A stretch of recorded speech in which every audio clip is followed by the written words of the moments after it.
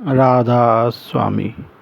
आज बीबी लाजो हमें साखी सुना रही हैं कि जैसा कि बाबा काहन ने कहा था कि मालिक खुद तुम्हें ढूंढता हुआ आएगा। जिसके पास तुम्हारी दात है वो तुम्हें खुद ही देने आएगा। हम काले बाग में एसडीओ लगे हुए थे। हम गलियों में जा रहे थे और बाबा जयमल सिंह जी आ रहे थे।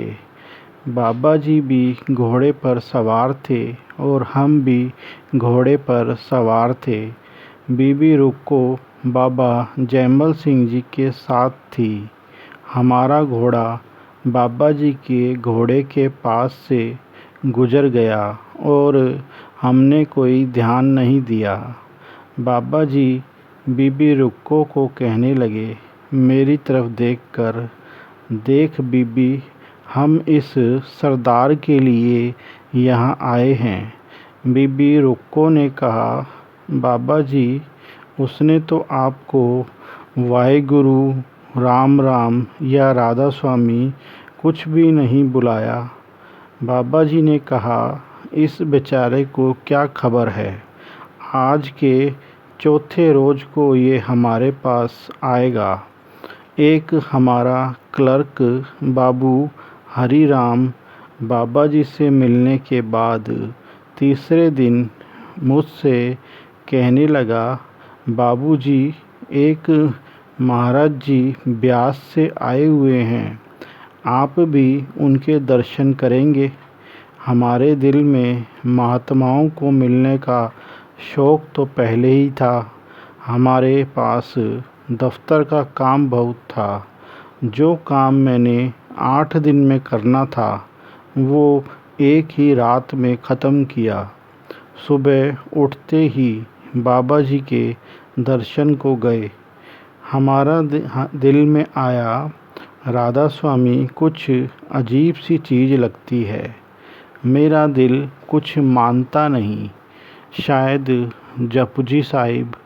जपजी साहिब को मानते हो या न।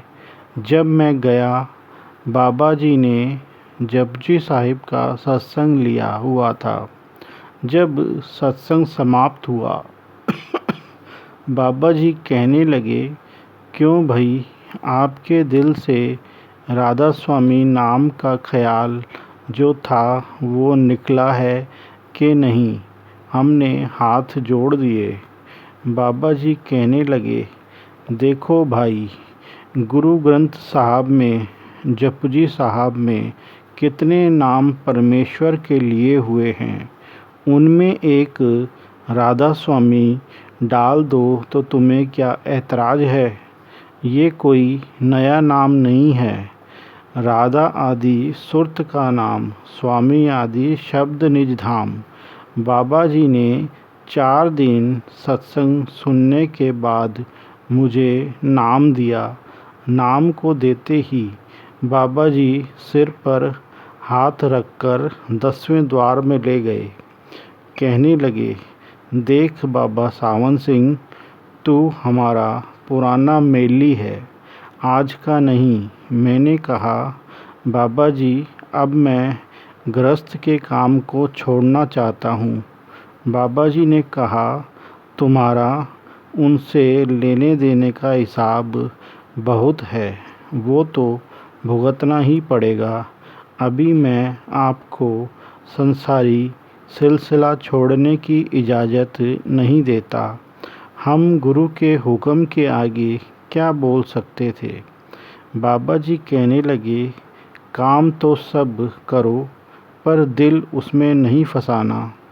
जिस दिन से नाम लिया उसी दिन से बाबा जी की सेवा में हर शनिवार को उनके चरणों में ब्यास में आकर हाजिर होता था।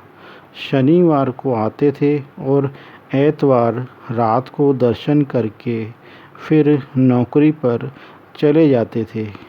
जितनी तनख्वाह मिलती थी उतनी हजूर की सेवा में हर महीने भेज देते थे। जितनी बाबा जी मुनासिब समझते थे मेरे खर्चने के लिए मुझे भेज देते थे और जितनी मुनासिब समझते थे घर खर्च के लिए घर भेज देते थे। एक दफ़ा जेठ के महीने दोपहर की गाड़ी से ब्यास स्टेशन पर उतरे। धूप बहुत तेज़ थी। वहाँ स्टेशन पर एक वृक्ष के नीचे बैठ गए। मन में सोचा जरा सी धूप कम हो फिर चलेंगे। साथ ही दिल में ख्याल आ गया सोहनी एक झूठे यार के प्रेम में जाती थी। तब उसने कच्चा घड़ा न देखा तो सच्चे मालिक के दर्शन को जा रहा है और धूप को देखता है। यह ख्याल आते ही हम डेरे की तरफ चल पड़े। रास्ते में जब वड़ेच में आए औरतें कुएं पर पानी भर रही थी। मुझे देखकर कहने लगी ये सिख कितना जल्लाद है, इतनी धूप में जा रहा है। इधर हम धूप में जा रहे थे, उधर बाबा जी कपड़े उतार के गिल्टी मार के धूप में फिरने लगे। बीबी रुक को कहने लगी महाराज जी बड़ी धूप है, अंदर बैठो, इतनी धूप में किस लिए फिरते हो। बाबा जी ने कहा देख बीबी तुम्हें अभी पता लग जाएगा। जब मैं डेरे के नज़दीक आया बाबा जी अपने कमरे के अंदर चले गए। रास्ते में मेरे दिल में आया जब मैं जाऊं बाबा जी अपने कमरे के दरवाजे में खड़े होकर मुझे गले से लगाएं। जब मैं अंदर आया बीबी रुक को कहने लगी भैया मैनू नहीं सी पता कि तुसी आंदे पए हो। महाराज जी सारी दोपहर अज धुप विच फिरदे रहे। हुण 10-15 मिनट ही होए ने अंदर कमरे विच गए। जब मैं कमरे में गया महाराज जी कमरे के दरवाजे में खड़े थे। मैंने चरण स्पर्श किए। बाबा जी ने उठकर गले से लगा लिया। कहने लगे बस तुम्हारे दिल में यही इच्छा थी, मगर आगे को ऐसा काम मत करना। इतनी धूप में आए उसका सेक हमको सहना पड़ा। मेरी कमर से कपड़ा हटाकर देखो सब छाले पड़े हैं। तब मैंने बाबा जी से कहा मुझे तो धूप नहीं लगी, रास्ते में ठंडी ठंडी हवा लगती थी।